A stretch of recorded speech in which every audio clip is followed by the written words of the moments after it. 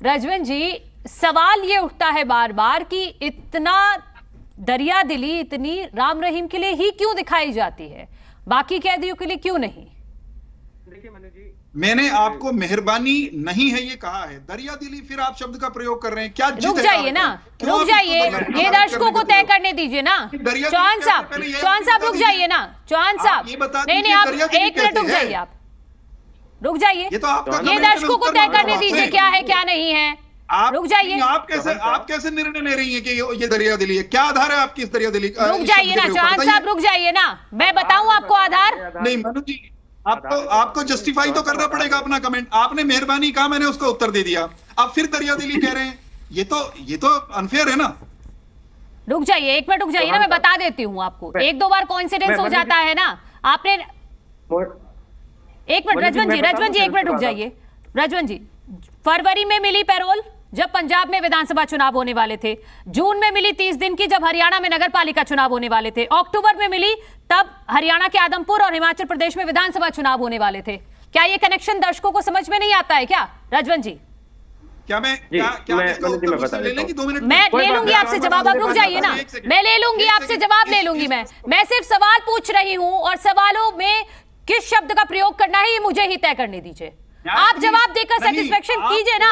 आपको जजमेंट पास करने का, मैं कोई जजमेंट नहीं पास कर रही हूँ, मैं सवाल पूछ रही हूँ चौहान साहब। आप कैसे कह सकती हैं कि मैं सवाल पूछ रही हूँ, आप उसका जवाब दीजिए ना। रुक जाइए, अब चौहान साहब रुक जाइए, मत रहिए कि सवाल केवल आप पूछ सकती हैं। रुक जाइए रजवन जी। आमतौर पे ये चीजें वैसे चौहान साहब को इतनी कड़वी नहीं लगनी चाहिए, क्योंकि मीडिया तो कहीं ना कहीं आपको हर जगह प्रोटेक्ट करता है। आज आपसे एक सवाल पूछ लिया तो आप उसी पे भड़क उठे, इस तरह ठीक नहीं है। वैसे चौहान साहब, मैं एक चीज बताना चाहूंगा कि आज हमें जो चीज देखने को मिलती है, 2 कानून देश में देखने को मिलते हैं। तो 1 मिनट, कोई बात नहीं चौहान साहब, 2 कानून हमें देश में देखने को मिलते हैं। एक कानून है जो आम व्यक्ति के लिए है, और एक कानून है वो जो बीजेपी के जो लोग हैं, या हम ये कह सकते हैं खास लोगों के लिए है। ये हमें अक्सर देखने को मिलता है। अगर ये कानून अगर नहीं है तो खुद चौहान साहब भी बता देंगे। इससे पहले भी और भी बहुत से केस ऐसे आए हैं। मैं किसी और केस का नाम लेकर इस डिबेट को डाइवर्ट नहीं करना चाहूंगा। अभी ताजा एक मामला हुआ था, अगर वो मामला किसी अन्य व्यक्ति के ऊपर दर्ज हो जाता तो शायद उस मामले में अब तक वो व्यक्ति गिरफ्तार हो चुका होता। लेकिन कहीं ना कहीं उस मामले को दबाने का जो प्रयास किया था, वो षड्यंत्र पूरा भारतीय जनता पार्टी का था। मैं नाम नहीं लेना चाहूंगा उस व्यक्ति का, भले ही आज वो बेल पे हो, लेकिन जिस व्यक्ति के खिलाफ 40 मुकदमे दर्ज हो रहे हो और उसका इन्होंने इतना अच्छा डिफेंस किया हो, तो ये चीजें तो राम रहीम के ऊपर अगर बात करती हैं तो ये कितना ही डिफेंस कर सकते हैं। क्यों? क्योंकि ये व्यक्ति का उपयोग वोट के लिए करते हैं, और जहां पर भारतीय जनता पार्टी को कोई भी बेनिफिट मिलता है वो हर उस व्यक्ति का बेनिफिट लेना चाहेंगे।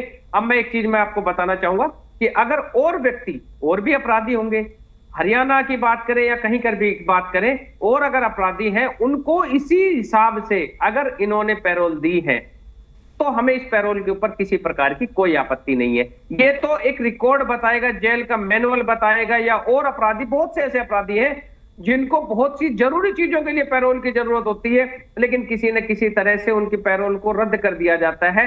और ऐसा ही ये मामला आता है कि अगर बार बार अगर एक ही व्यक्ति को पैरोल दी जाती है तो शक के दायरे में, संदेह के दायरे में आना स्वाभाविक है।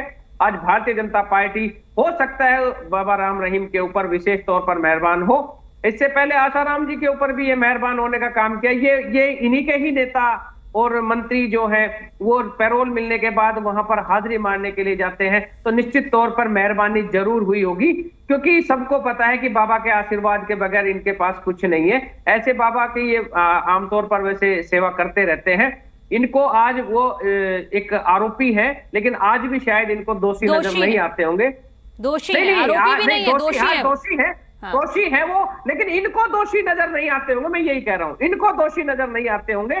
तो ये चीजें ये है, नियम और शर्तों का कहीं उल्लंघन किया गया हो। एक चीज नियम और शर्तों का उल्लंघन अगर कहीं किया जा रहा है तो शायद वो भी इनकी आंखों पर पर्दा डाल दिया जाता है। जिस प्रकार से आप कह रहे हैं कि पिछली जो पैरोल आई थी, ये तलवार से जो केक काटने की जो बात आई थी, ये थी जेल मैनुअल में, या जो पैरोल दी जाती है उस पैरोल में इस प्रकार की नियम और शर्तें बनाई जाती हैं और बाकायदा उन पर पूर्णतः अमल किया जाना होता है। लेकिन जब इतना बड़ा काम हो जाता है, वहां पर तलवार का प्रयोग करके केक काट दिया जाता है, खुलेआम धारदार हथियार दिखाया जाता है, इस प्रकार से जो काटा जाता है केक, तो कहीं ना कहीं ये वो जो उनके नियम और शर्तों का उल्लंघन है। लेकिन उनकी पैरोल कैंसिल नहीं गई। कई बार खुद कोर्ट भी या जेल भी इसमें खुद सो मोटो लेके इस मामले को आगे अपने आप संज्ञान ले लेता है मामले में। लेकिन इस प्रकार की बातें होती नहीं है।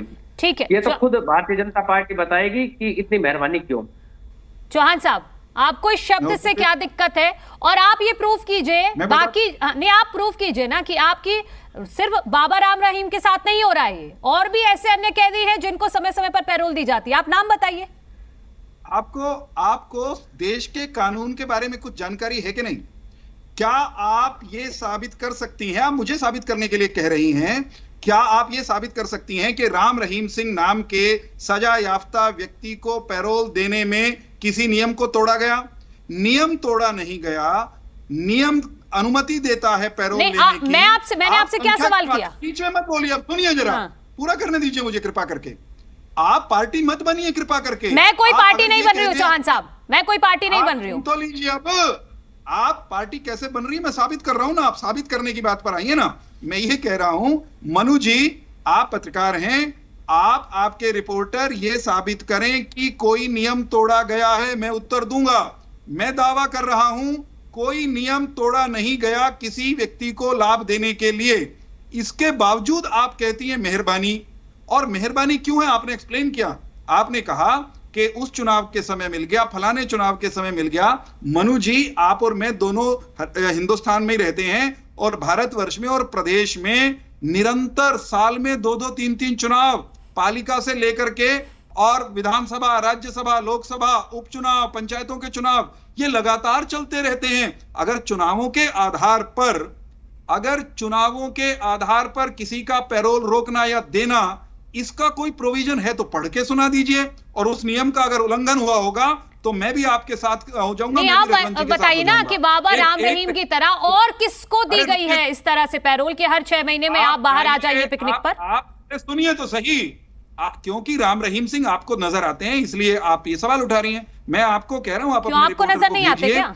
जेल में आपको सुनना नहीं है ना शायद। मैं ये कह रहा हूं, अगर जेल में बंद कोई भी कैदी, उसका नाम राम रहीम, श्याम सिंह या कुछ और भी होगा, लल्लू प्रसाद हो, धनपत राम हो, कुछ भी हो, खुशवंत सिंह हो, किसी भी कैदी को उसी नियम के तहत पैरोल मांगने का अधिकार है। उसको नियम के अनुसार पैरोल मिलता है और अगर नहीं मिला है तो आप ले आइएगा, मैं उसका उत्तर दूंगा। मैं एक और बात, ये रजवंत जी इंडियन नेशनल लोकदल के वक्त है ना, इंडियन नेशनल लोकदल के नेता चौधरी ओम प्रकाश चौटाला और उनके साथी, वो एक मामले में जेल काट कर आए हैं।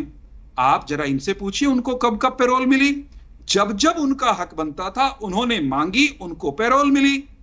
तो उनको मिल सकती है, राम रहीम सिंह को मिल सकती है। मैं कह रहा हूं दूसरा भी कोई कैदी होगा उसको भी मिल सकती है, मिलती है, मिलती रहेगी। इसको इशू नहीं बनाना चाहिए, मैं ये कह रहा हूं। हां, फिर कह रहा हूं, खुले में कह रहा हूं, अगर कहीं कोई नियम टूटने का आपके पास प्रमाण है, मेहरबानी होने का कोई प्रमाण है, तब उसको मेहरबानी कहिए। अभी इन्होंने बिना नाम लिए किसी व्यक्ति को गिरफ्तार नहीं किया, 40 मुकदमे की बात की। मैं भी बिना नाम लिए बता देता हूं रजवंत भाई, जो आप 40 मुकदमे किसी व्यक्ति का बिना नाम लिए गिनवा रहे हो कि हैं, आपको अगर मैं पूछ लूं कि वो 40 मुकदमे कहां, कौन सी अदालत में लंबित हैं, तो आप भगले झांकने लगोगे। आपके पास तथ्य है ना, आंकड़े हैं।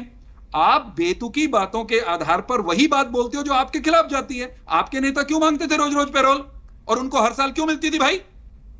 रुक जाइए, अब ठीक है चौहान साहब, मैं